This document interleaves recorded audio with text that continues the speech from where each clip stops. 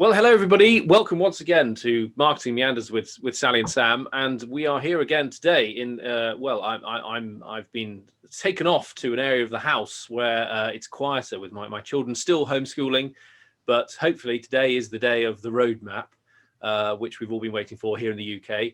Around when we'll be able to get back towards more normality, should we say, and having children back at school and things like that. So we're on the way. So it's good. And Sally and I have been discussing the joys of spring and how it's starting to get warm here now in the wilds of Oxfordshire, and things are getting nicer. So we thought, well, why not talk about content? You know, I mean, a natural segue there, as you can tell, to the joys of sharing content and creating content for our audiences in marketing. And we thought we'd have a meander around that today and talking about how you should have a content strategy, what a content strategy actually is, and then how you can match the types of content that your audience requires to a customer journey, which will hopefully result in you getting conversions and, well, leads originally, and then conversions of your customers and get some money. Exactly. So how does content turn into money? Because it's one of those things, isn't it? I thought I'd sort of start off with a kind of almost like a question kind of topic raiser to you, Sally, about content, saying, well, you know, it's one of those things that everyone talks about, particularly in B2B marketing, of course, probably more so than B2C, but still in that domain as well. But why do we all go crazy about content, and why do we all say we need it? And then do we really know how to use it? Do you think we really do, or do we just sort of... I think that's right. I mean, the thing about content is that it's such a huge thing. It's not just one thing. It's not just, oh, content is a really nice image or an infographic. That's not the answer. I made a list earlier of potential content types. And there's quite a lot of them, so I'm going to read them out, because all of these are valid, but it just shows that content isn't just one thing you can just plug, switch on, and off you go. So here's a list. Video. And that could be a video about your product, or it could be a how-to video, or it could be a chat piece, or it could be a conversation as Sam and I now are doing. So that just the video isn't enough. And then you might have an infographic. That's very nice. You might have white papers, and then you might gate those white papers, so you get added value from people being able to read them. And white papers may be short, long, sectional, etc., etc. So it's more complex there. You might have webinars, which come and go with popularity, but they're definitely there. And you can have pre-recorded webinars that are always on, or you can have a live webinar, or you can have a webinar which has got nobody at it, but you can make questions, or nobody live at it, but people can type questions, etc., etc. So it's all loads of difference there. Blog pieces, which we're all used to. And are we going to do long blog pieces, short blog pieces? What does that mean? Is it a post on LinkedIn, or are you going to publish on LinkedIn? What's the difference between that? These are types of content. Case studies, and what's the difference between a case study and a testimonial? Are they, you know, I know one comes from the audience and one doesn't, but they're very, very linked. You ought to do both. Reviews, other people's reviews, is that like a testimonial? Should they be linked to a testimonial? But that's content. And then, of course, there's just social chit chat. Those things that will have, those conversations that are happening, which might well come from your content, but they are a type of content. So you've posted a blog post on, linked it to LinkedIn, and then all of a sudden there'll be a huge conversation coming from that. And you need to keep an eye on it, because that in itself is content. So content is not just one thing. You can't go, oh yeah, well, I'll do some content today, because you're probably doing content all the time. Yeah, oh, exactly. And you know, I mean, as you were describing that list, I suddenly had a bit of a flashback, actually, because I was thinking about sort of these days the proliferation of content and defining what it is and what your content is and who owns it, and then how you use it. And there's almost like, because there are so many different forms, you can either say, well, you know, we end up creating vast amounts. Oh, I think we've lost Sally. Oh my goodness. She's back in. She's we lost Sally. This is fantastic. It's the first time it's ever happened. But don't worry, that was very quick. It was out and in again. We're back on board now. Yeah, I was saying about a flashback to a time when content was more physical content. So I was even thinking about some of my earlier days where, you know, we were doing, you know, a marketing campaign, which is going to be an advert, a published advert in a magazine. or a mailer, etc. And you think, well, the content there is going to be, immediately you think, well, that's going to be a lot of hard work. So it's going to be, we need to produce an article or a big paper or whatever it might be. So it's going to be a lot of commissioning and putting together, and we produce it and then we mail it out to people and say, here's your piece of content, here's your interesting articles about this subject. And immediately you think, well, that's a lot of time and investment and thought and consideration going into this thing which you think your audience is going to find helpful and interesting, which will then build your brand with them, build the awareness of your products, and therefore people go, hey, let's talk about these guys, they're great, they're good, let's visit their shop and buy stuff from them because they know what they're talking about. And effectively is that sort of original seed, isn't it, of an idea of content that then drives everything else. But I don't know, it's almost like these days you feel that it might be that because there are so many different types of content, people can they either go maybe perhaps to one extreme or the other. They go, right, well, let's do everything. Let's do videos, let's do webinars, let's do white papers, let's do blogs. And you go, great. And it's like a splurge effect. And it doesn't really have that at the center of it again. What's the customer going to find interesting and useful? And does it have any logical path? That's exactly right. And you need to really do some thinking about what your audience is, who your audience is, and are they genuinely going to be interested in this? If you think about our handbag company, I don't know how much our audience would necessarily be interested in exactly how to skin a calf to get the right kind of leather. I'm not sure that's going to be the right kind of content. I mean, it's content, and we could probably put out films about it and videos and interview leather producers, but probably people don't want to pick up their lovely, very expensive handbag and go, oh, now I know it was once a dead thing and you had to get all the fur off. That so you have to think about what your audience is going to want. More than anything else, you've got to think about what your audience is going to want. Yeah, exactly. I mean, that's a really fascinating one, actually. That makes me lead into all other sort of even ethical areas around, about leather production, all the rest of it. But you say that's the unpleasant part, isn't it? Behind, but also behind having your Sunday roast with your lamb, your beautiful lamb dish or something. You think, oh yes, but what was this lamb originally? Or was it? I mean, okay, let's not go into the vegan, vegetarian, meat eaters debate and everything. But anyway, back to the idea of the handbags, at least. I mean, but then a piece of content around the master leather selector, the person who goes out to, I don't know, to Italy, something, to this beautiful place, and they go and they smell the different types of leather, and if it's got the right smell, then they import it and bring it back, and then our master craftsmen and women sort of work on this, and they've got 15-20 years of experience to get to this point of skill to then put the buttons into the bag and all that sort of stuff. And we build them in this beautiful orchard somewhere, which is on the back of an old farm in an estate somewhere in the Cotswolds. And that's the lovely sort of, that's the brand, that's the nice sort of, oh yes, oh gosh, I'm buying a piece of this, and that's my content connection, isn't it?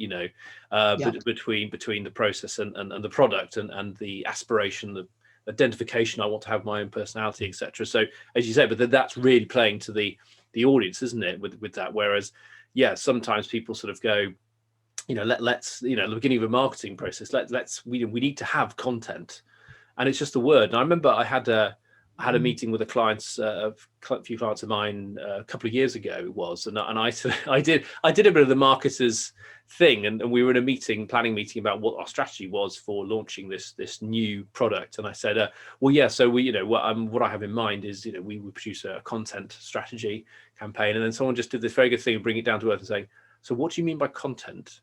And then instead of leaping into me sort of saying, oh, well, I just mean, I used the examples, very much like, well, it could be this or this, but it was more sort of, well, it's, this is the not so much the what, but the why. So I went into all the why of it and saying, well, this is what we need in terms of context. We need to explain, because it's quite a complex thing we're selling here, and it's a high price point, and we need to help the audience a bit by explaining what it is, and as we're going to come to, I know, explain at different parts of the journey, the customer journey, not just saying, here's really in-depth stuff right at the beginning of your customer journey, which you'll obviously leap into because you know nothing about us or our product, but we're expecting you're going to read all this.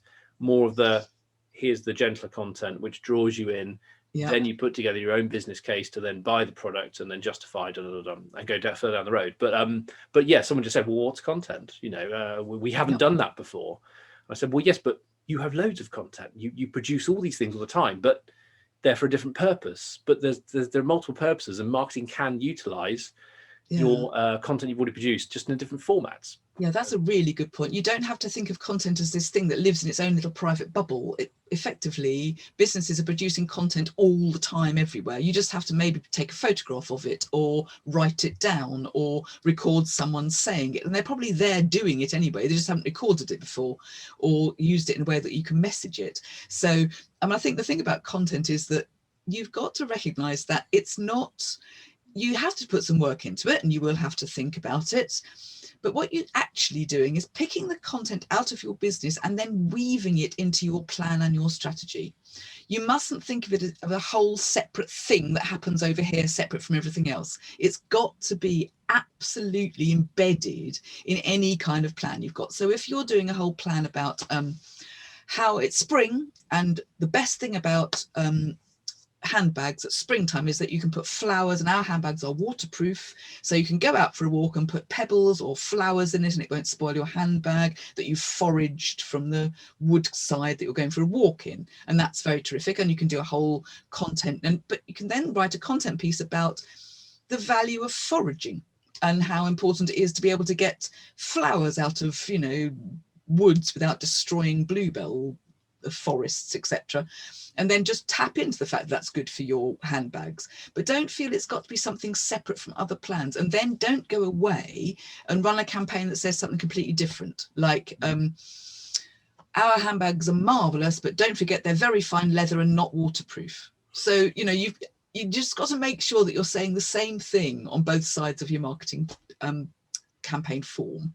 Yeah, exactly. As you say, I mean, and then really, you're seeing content as it's an intrinsic part of the whole plan, and it's really, because again, as we've alluded to, I mean, good quality content. Because there's another question about quality and quantity, isn't there, with content? Yeah. But it's more around defining what it is, and then but actually it should all play a part in constructing your brand, your message, your proposition to your audiences, I suppose. Yeah. And therefore, so I mean, if someone's starting out and saying, okay, well, yeah, I can produce a load of stuff, and I might start a blog diary or something, if you're the individual master craft person producing the bags, and you're a one person band, and you go, okay, well, I'm going to do this, and this is how I do it, and I'm just going to show people, just going to share with people how I do this. I'm already doing it. I'm selling 5 handbags a month, and then I'm going to carry on. I'm going to show people what's behind it, my personal motivation, my philosophy, etc.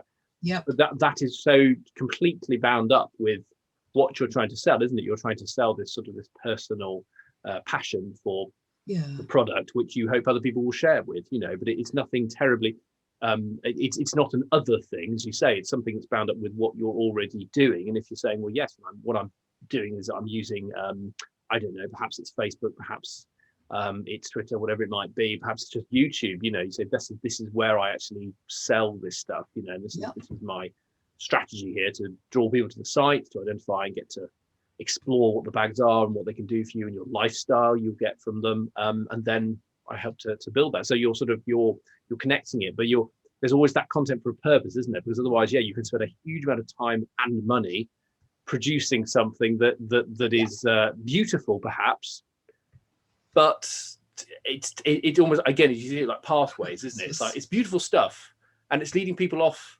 into the distance beyond that crest of that hill, which is not the till.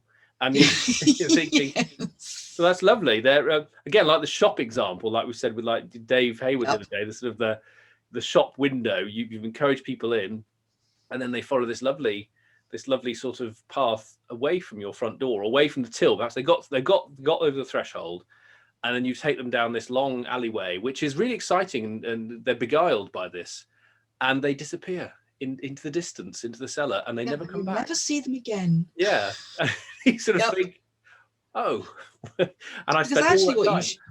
Yes, that's right. Because actually what you should be doing with your content is that, I mean, it's, you've got to be thinking of your funnel and where your people are on their funnel. So at the very beginning, you need to intrigue them and make them think, oh, I'm not quite sure what this is, but that looks interesting. Or they're saying something interesting here. So that kind of beguiling bit at the top to make them think your purpose. And then they're kind of showing interest. And actually, then they might want to know about the person with the video going on, like, this is how I put the buttons into my leather handbags, and this is my my workshop. That's interesting. And then you're getting them really into the sales point where you need to answer their questions and be able to say, this is how it works, and this is how long it's going to last, and this is why it's so valuable because this is a unique color. Those bits of content then come in. So you've got to kind of change your content depending on how far down your funnel your customers are. It's not all the same. It's not we all love daffodils in our office. That's a very interesting piece of content, and it makes us feel very nice about the company, but probably it's not going to make a sale happen. I'm probably not going to go, yeah, I'll buy a handbag from them because they like daffodils. Yeah, exactly.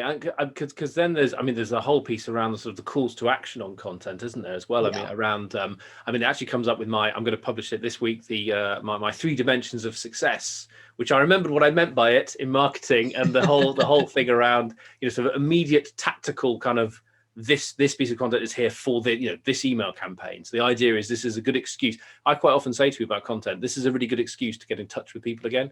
But it should be more than that, of course. It should be something that is genuinely going to be useful, helpful for people. Because I think that's the thing with content quite often. You sort of think, well, this is good and it should be interesting because, God, I'm going to about 6 things at once here. But one thing is conversations that often come up when you're in the middle of a marketing cycle and people say, oh, and we're doing this piece of content's come up.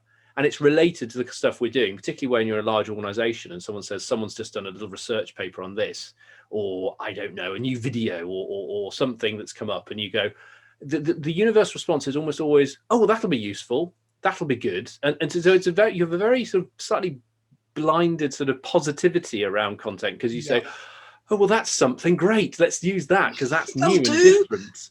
Yeah, that's that's a novel thing. Let's get it in there. That's going to be useful, and then you go, I don't know, is that useful for me as a marketer, or is it useful for my customers, or my prospective customers? Is it genuinely useful? Because the best content campaigns are the ones which work on the 3 levels of my success, hopefully, so that they do reinforce your brand. They are useful from an immediate sort of lead generation perspective, and they also help close sales, hopefully, as well.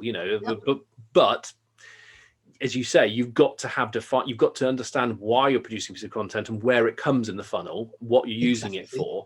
Yes, you hope that they all will, at some level, reinforce everything you're doing, but you can't have content stretch itself so much that it does everything that you want it to do. It's only ever going to really push one thing. So then, therefore, I think whenever someone produces content, you go, great, fantastic. That's a really interesting thing. Where does it come in the customer funnel? And therefore, the telling thing is, what's the call to action? Is it just we said to people to give it to them and they go, great, thank you very much, and then nothing? Or is it you've got it and you're thinking, so what's the next practical step? What's the next thing I send them? What's the next thing I want them to do? And you've got to ask that question, haven't you, really? Yep. That's why you absolutely need to have a calendar. You need to have a content calendar. You can't just arbitrarily shove things out there just because it's content, because that way you kind of drown your customers in stuff and they're just thinking, yeah, brilliant. Yeah, that's interesting too. And that's interesting, but I don't quite know what I'm meant to be doing. It's just too much. I'm not going to look anymore. So quantity is absolutely not the right thing to do. It's not just smother them with content does not help in any way. You're doing yourself a disservice. You need to have a nice calendar and do exactly what you just said. What's the next thing? Why do we want that? Is this going in the right direction? So you really need a whole strategy. You need to sit down beforehand and think about your content strategy. What's it going to achieve? What's it going to cost? Because it might be that you don't produce all the strategy. The content. You might pay people to produce some of your content. There are some very good content writers out there that it might be better and more effective to get someone else to do it for you. So how much is it going to cost you? When are you going to do it? And what results are you expecting to get? So how are you actually going to make it worthwhile? Are you expecting to get hundreds of leads from your content, or are you just expecting to build your company profile and customer trust? What are you doing? What are you achieving from your content? And that's what the strategic benefit is going to be. And you've got to think about that early in your marketing process, the very beginning, really. What is the purpose of your content? Yeah, exactly. And it's also connected to that big issue people have around, the shelf life of things, isn't it? Yeah. So it's been created originally for a designated purpose, and then clearly, as we would say, you test it and see, well, is it actually working in the way that we thought it would? Perhaps it's not. Perhaps it's actually something we find people are far happier to look at a different stage of the cycle. So okay, that's fine, exactly right. Let's alternate and do that. But also, because that's the other thing I find, that in an organization perhaps where content is rife, it's just all over the place and people are producing it left, right and center, and because sometimes I think it's almost like when you get the ball rolling with certain people and say, yeah, we need some content around this and that because we have nothing, and then they start doing it, and then there's like this huge massive cascade of content comes down. You're thinking, whoa, too much, let's just calm down, there's too much here. Because people sort of say, oh no, but we need to refresh this and have a new version of this, a new version of that. And that's the thing the biggest thing people always seem to miss is that, you have one thing that's performing well and you think, well, that's great, it's doing really well, but we've got to have something new. And you go, well, hang on a minute, but it's, it's the 100th time you've seen this, the first time a new customer's seen this, because you know what? We've shared this with our existing pipeline of people who've now moved through the system and they've been discounted or they've become customers. And now we're, like we said we wanted to in our plan, we're now accessing the North American market or something. And these guys have never seen this before, and they seem to like it as well. So why are we producing something new when we don't need to? This is actually still got a shelf. You must remember that you will have written some evergreen content that you can just keep using over and over again. But you also must remember that all the content you write, you should be able to split up into smaller chunks. Combine with other bits, so you can make it a bigger chunk. So never think, oh, I've constantly got to produce more content, because that's almost certainly not true, and a waste of your time and effort, because you'll have written some great bits. Recycle them. I mean, it's so important. I mean, content of all the things that you do is probably the most recyclable thing you do.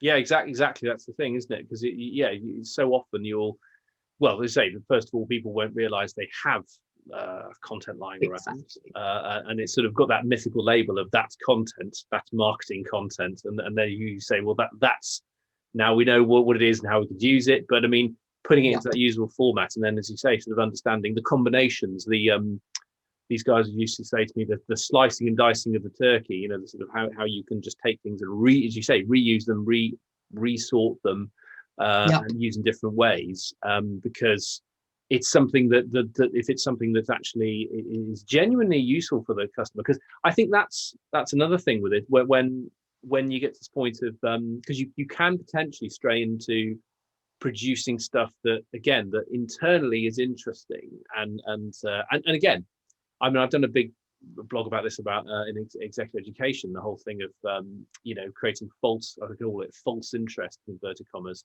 So it's stuff that's really interesting around a subject, particularly if you work in academia, things like that. It's something that's going to be, as I say, interesting, again in inverted commas, and people go, yeah, that's it's worth the read, and that's it. So great, you'll get wide acclaim and interest in something, which obviously has its benefits. But if you are specifically using that and banking on that to generate custom, and it doesn't, then it's not really so much of a surprise. But you might think it's going to do that, and it's actually just producing a lot of hot air almost, in a way.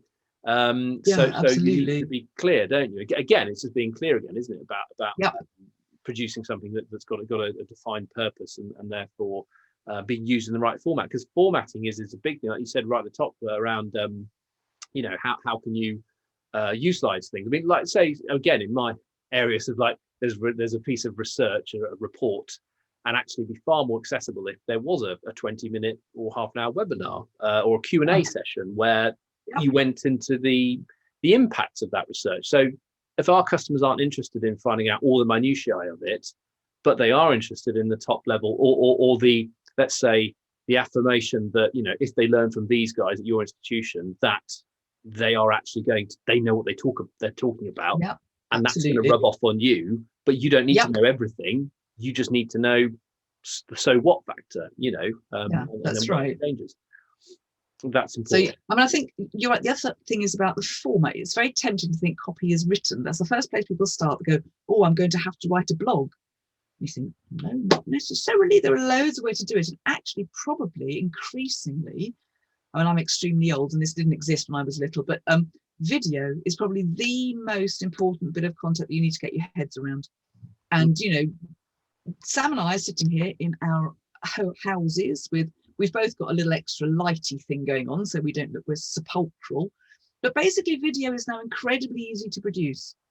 And we're just both talking into our laptops and it produces perfectly good video. Actually, we've both got relatively good microphones, but nothing special.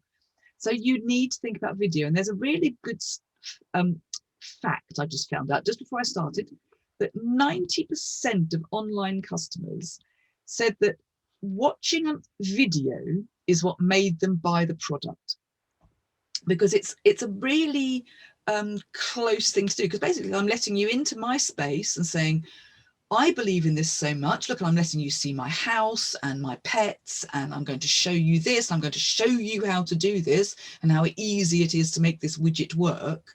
And people go, oh, look, that's fantastic. And not only do I believe in the widget, but I really like that person and I trust them and I'm going to press buy. So video is such an important thing now. So you really need to go and get yourself confident in front of a video camera. Yeah, exactly. Because I think it is that accessibility almost, isn't it, really, and interaction, because again, it has that connection with you being genuine up front and, as you say, inviting people in like you would in a shop. Again, you did the customer service, the non-invasive sort of one who sort of, oh well, yeah, I'm just here. You need me? I'm here. Smiley face. And then you can talk to me, and here we go. Look at the product, blah blah blah. But I mean, it is that thing, isn't it? And I remember working with academics back in the day when they'd never done any sort of outreach thing with video or webinar or anything like that, and sort of said, well, let's introduce something where they can actually talk and actually have answers live from the audience, so you actually have that interaction. And obviously now it's very commonplace, of course, but it is still that accessibility, and nowadays the fact that so many people can do this, it's an important thing. And again, it comes back to that, what you're doing by talking to people, and hopefully then in an interactive way as well, you are genuinely being helpful and useful. Because I think that's the thing, because people are also, I'm leaping into another thing here about gated content. That's a big thing, is it? Particularly in my sort of exec ed sort of sphere, around people are very happy to gate content quite quickly, and they're petrified about allowing stuff out there which the general public can just look at, and you don't know who they are, and you can't trace them with cookies and all the rest of it. It's like, well, the new way now actually is something that's useful, something that's interesting, and like with video, you're hoping that you'll get a lot of people who are relevant watching it, but you're not necessarily going to know who they are. But at the right time, then perhaps the next interaction is when you get their details and understand who they are. Right. That's why you need to gate things, so that you can go back to these people and say, you watched this video, you must be interested. In fact, you can probably now tell that they watched all the way through it, not just the first 10 seconds. You watched all of this video, you must be interesting. Would you like us to contact you to help you make your decision? Yeah, exactly. Because then that's perhaps where another piece of useful content comes in, where you say, well, yes, you heard me discussing the where we source our handbag leather from, so we've done that now, and you're interested in that. Clearly you're interested in the whole way we work here and the product we have, and then here's the product descriptions for the top 3 handbags that were featured in that video. And so therefore that's another useful thing again, isn't it? It's another useful part of the journey, or where you can buy them, or whatever it might be. And it's taking them down that path, and then at that point, when they show interest and say, yes, I am, now you're going to build your list, your email list, or whatever it might be, and they say, yeah, well, I'm follower, I'm going to follow you now on LinkedIn because I'm really interested in what you do and how you do it, and therefore the next stage is doing this, and therefore they're then signed up. So you say, well, yes, we then have our annual, I don't know, these days, like live webcast with all of our producers and our top customers who tell us about where they've been and the society things they've been doing with their handbags. and we'd like to invite you along as a privileged member of our sort of followers. Absolutely. And then you that's right. I mean, the other thing is that content is a really good way to beef up your SEO, because it's the perfect thing to get backlinks from. People often will share your content. They just will. They'll post it elsewhere. They'll share it on Facebook. Backlinks are a really powerful way to boost up your SEO. So if you're writing really good content and people are intrigued by it and want to share it with their friends and colleagues and the wider audience, it's going to improve your Google position. So content isn't just making your customers trust you and like you and filling your website up with something. It does some really powerful things to your profile, your actual business profile. Yeah, exactly. That's the thing, isn't it? And it's because it's almost sort of seeing it as well as sort of you're sort of squeezing out the all the juice from it, but in the right ways, aren't you? And again, coming back to what we've said before, the plan of how you do that's so important, because again, I've got an example of working with a client of mine who they said they knew they wanted a content strategy, and they sort of said, so they'd said, it's gone as far as that and saying, they sort of assumed with that there was like, okay, so let's just produce a lot of content then, and then get it out there, and that's what we need to do. And I spent a huge amount of my time, probably like 80% of the 80-20 rule, 80% of my time working out what the sorts of content was that we needed for which elements of the audience, which segments of the audience.